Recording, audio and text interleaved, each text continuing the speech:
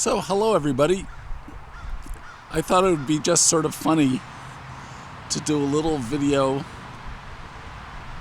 of a Sunday afternoon.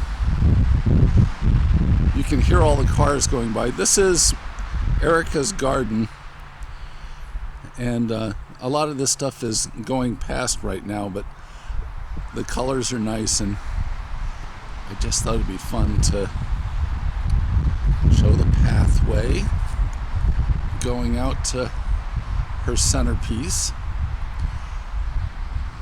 That's a Hampton that I made, probably about 20 years ago now.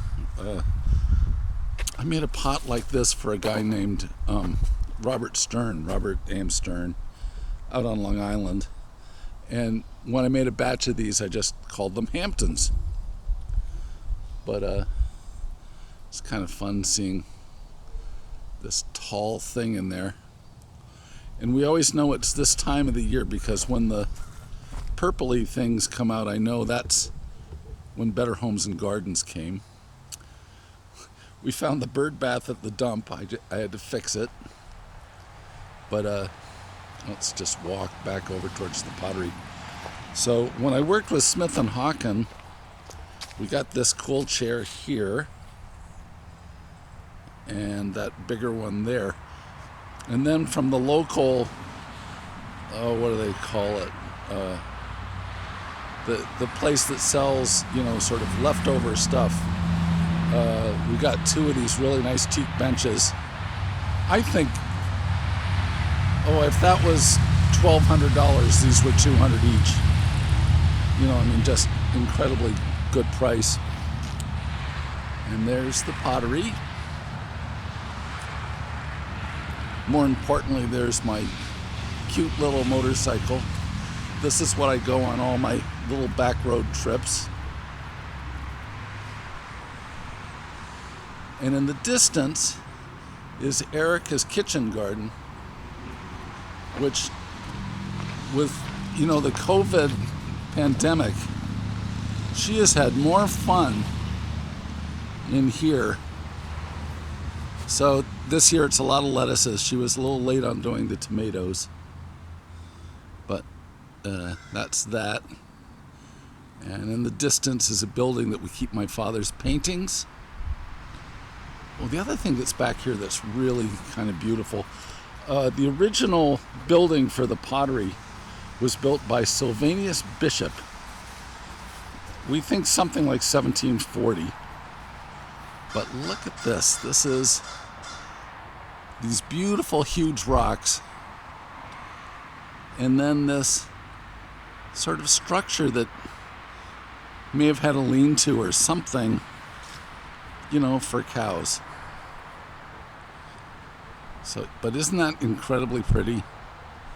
I just love the way this stonework is kind of built into this living rock. It's just sort of stunning. And then in the distance over here is my stonework hill. But the main reason for this video, I'm going to walk around to the front. I hope this isn't too bouncy.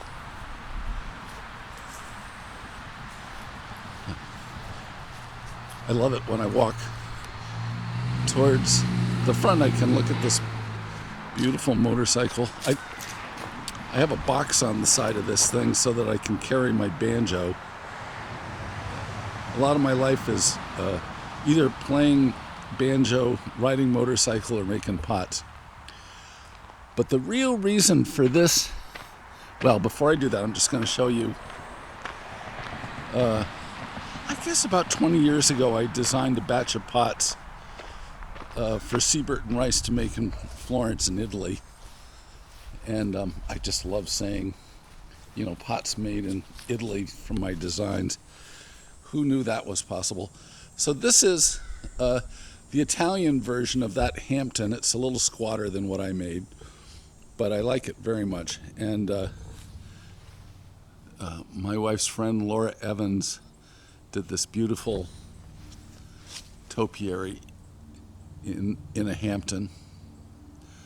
And then off to the left of those are a pot that was made in Hartford, Connecticut in the 1850s. I call these orchardman pots, but the original was made in Hartford. And then in the distance behind, there's some bowls, again hand thrown in Impruneta. And this is a pot that I did to celebrate the reopening of the Enid Haupt Conservatory. We just call it a conservancy pot, but I was thinking about the structural beauty of Enid Haupt's glass house, Crystal Palace in the Bronx. But my friend Rajiv Surendra was doing a show on doing topiaries with Ken Saloti down at Atlock. And in that film, over their work, was the most beautiful dinner bell. And I've always wanted a dinner bell. And of course, Rajiv is so clever at stuff, he just went on the internet. And look what he found. So my friend Dave Oakes made this incredible beam for putting it into the building. So that sort of shoulder that's coming out is sort of a jewel of a beautiful thing. And then there are screws going all the way through to the interior of the building to tie it in. But look at that bell. So I can't even imagine how this is going to go with a recording. But let's have some fun. Okay, so if I'm in the house, this is what happens.